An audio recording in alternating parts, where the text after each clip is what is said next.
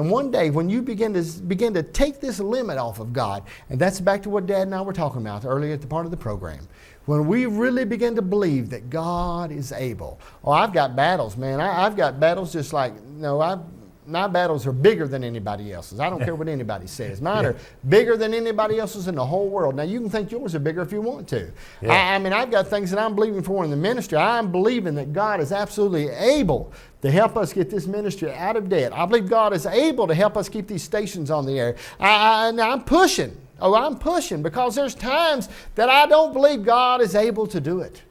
Around the 15th and the 25th, I'm thinking, man, there ain't no way this is going to hold together another day longer. Around the 1st and stuff starts coming together, and I'm pushing now to believe. I just want to believe God is able. Yeah.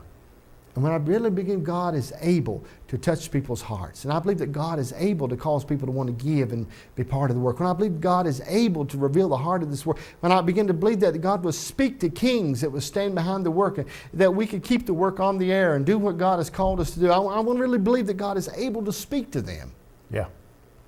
See, the truth is, I have that battle. I don't know. I don't know. Sometimes I think, is God, are you really able to talk to them? I know they're able to do it, but can you really talk to them, Lord? See, and there's things that we all battle in our life, believing God for His ability. Now, I believe God is able to heal. I believe God's able to raise from the dead. I believe God is able to move in ways that I haven't even thought of. I believe that God is looking for me, wanting to do things for me in my life. I believe God wants to bless me and bless the seed of my wife and I. I believe that God wants to move in my grandson's life and my grandchildren. I believe that with all of my heart, that God wants to do greater things in my children's life than have been done in my life. I believe that. But there's other things I battle, and the same thing that you battle sometimes. Yeah. Really believing that God is able.